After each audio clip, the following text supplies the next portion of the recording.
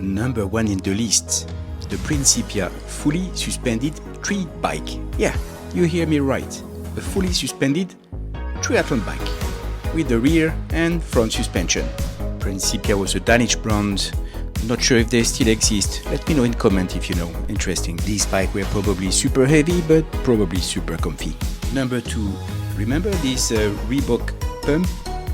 They had air chambers you pump to customize the fit of your sneakers or tennis or running shoes. Remember these? Well, they have something in common with this cool aero helmet. They are sharing the same pump system. You see it here. There is inner chamber to adjust the fit of your Bell-Pump Reebok aero helmet. Pretty cool, but I'm not sure is it really fast at T1. Next on the list, the triathlon wetsuit from Piel Vito-T. So, this wetsuit had a specific feature. There was 2 giant zippers running from the neck to the ankle. So basically, you could take off your wetsuit while running to your bike. Probably really useful for party tricks as well, or if you are a professional stripper. Number 4. You see something weird on this pic? Yep. This is a seat shifter. It allows you to go from a roadie position to a tree bike position whenever you want. So when it was climbing, you put it backward to have a roadie position. When it was flat, you put it forward to feel comfy on your aero bars. You had a cable with a shifter that you were placing on your base bar or aero bar to trigger the move. I give you a couple of seconds to guess what are these. These are actually arm wings, aerofairing. So basically you were putting that around your arms to be more aerodynamic on the bike. You probably looked a bit like a chicken with it, but a fast chicken. Number 6. Look at this beauty.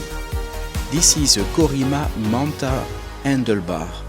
It's a fully integrated handlebar. The base bar and the aero bar is one block of carbon.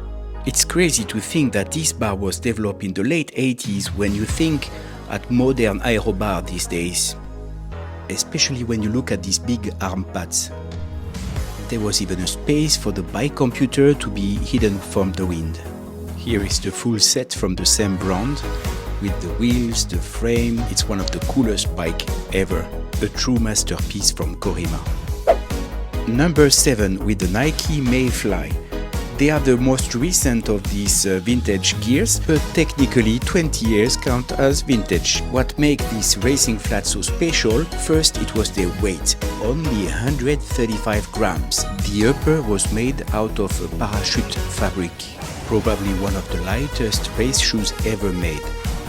And secondly, there were disposal shoes. Race day only shoes made for 100 kilometers.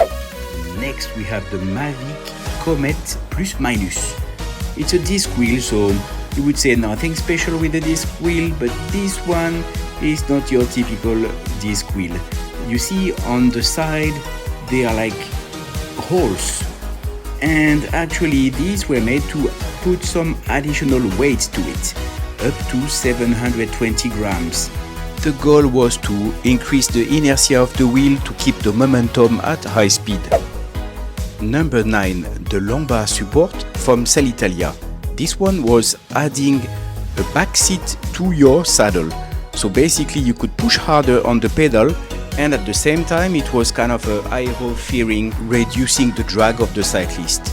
This is the prototype that was used in the Tour de France, but quickly banned by the UCI. I would love to see a modern version of it, because I raced with it back in the days and I loved it. Sorry for the jump scare. This is the number 10 and maybe the craziest of all these vintage triathlon gears. This is the Speedo Speed Max. As you can see, it's the mix of a swim cap and swimming goggle. That was made to be as hydrodynamic as possible. So probably super effective, but let's say that if you were wearing that in your local pool, it was probably the best way to have the lane for yourself.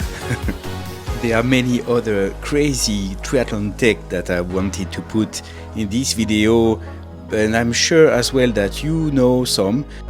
So please share in comment below your favorite ones, and I will cover it in a new video.